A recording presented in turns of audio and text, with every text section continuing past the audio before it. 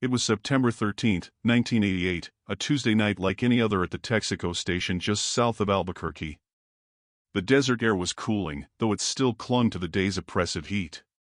I was 24 and working the night shift, my only companions the hum of the fluorescent lights and the occasional cicada buzzing outside the glass doors.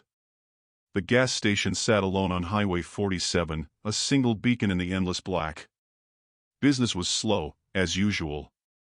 A car or two every hour, maybe a trucker grabbing a cup of coffee or a pack of smokes. I had no idea that night would follow me for the rest of my life. It was a little past midnight when the car pulled in. A beat-up red sedan, its headlights flickering like they were on their last legs. A girl got out of the passenger side. She looked young, 15, maybe 16, with dark hair that fell in waves down her back. She wore an oversized denim jacket, the kind that swallowed her small frame. She looked nervous, glancing over her shoulder as she stepped into the fluorescent glow of the station. "Evening," I said, trying to sound friendly. She barely nodded, her eyes darting to the glass doors as they slid open. Her voice was shaky. "Can I use your phone?" "Sure," I said, pointing to the payphone near the restrooms. "Right over there." She muttered a quiet thanks and hurried toward it, clutching something in her jacket pocket. I turned back to the magazine I'd been flipping through, trying to act like I wasn't paying attention. But I couldn't help it. Something about her seemed wrong. She had the look of someone who'd seen too much, too fast. That's when the second car pulled in. A black van, its paint dull and scratched, rumbled into the lot and stopped near the pumps. Two men got out. They were big, broad-shouldered, dressed in dark clothes that seemed to absorb the light. One of them lit a cigarette, the flame briefly illuminating his face.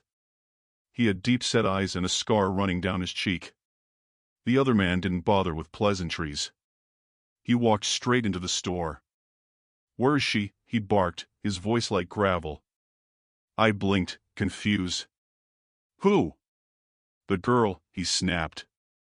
"She came in here." "Where is she?" Before I could answer, the girl bolted from the payphone, sprinting toward the back exit. The man cursed and ran after her, his heavy boots echoing on the linoleum. I stood there, frozen, as the other man followed, pulling something from his pocket. It glinted under the fluorescent lights, a knife. By the time I snapped out of it and ran to the back, it was too late. The girl was gone, dragged kicking and screaming into the van. The door slammed shut, and the tires screeched as the van sped off into the night. I called 911 immediately, my hands shaking so badly that I could barely dial. The dispatcher's voice was calm, almost detached, as she took down my account. 10 minutes later, a pair of deputies showed up. I told them everything: the girl, the men, the van. They listened, nodding, but their skepticism was obvious. "You're sure it wasn't just some teenagers messing around?" one of them asked, his tone condescending. "Messing around?" I repeated, incredulous. She was screaming. "They had a knife." "You think that's a joke?" The other deputy shrugged. "We'll file a report, but unless she's reported missing, there's not much we can do." I wanted to scream. Instead, I watched as they took a few notes, then left. Just like that. As if nothing had happened. 2 days later, her face was on the news. Her name was Maria Torres. 16 years old. Missing. The report showed a grainy school photo, her dark eyes wide and hopeful, so different from the terrified girl I'd seen that night. They mentioned her family, how she'd been walking home from a friend's house when she vanished. They pleaded for anyone with information to come forward. I wanted to tell them everything. But when I called the station again, they dismissed me. "We have your statement on file," the officer said, his tone impatient. "If we need more information, we'll contact you." They never did. The news reports faded, replaced by other tragedies. But I couldn't forget. Her face haunted me, her screams echoing in my dreams. I started drinking, hoping to drown out the memories, but it only made them louder. Every night, I replayed the events in my mind, wondering what I could have done differently. Should I have tried to stop them? Should I have called the police sooner? And then there was the prank. It seemed harmless at the time.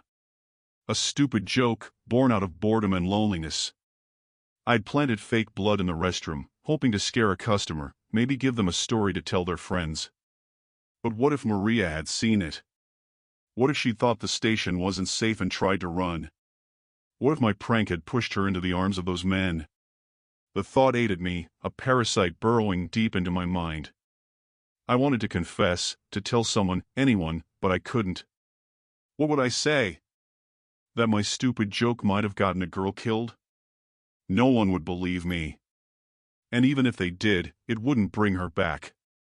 The years passed, but Maria's case remained unsolved. Every so often, her name would resurface in the news, a new lead or a fresh plea from her family. Each time, it felt like a punch to the gut. I tried to move on, but the guilt stayed with me, a constant shadow.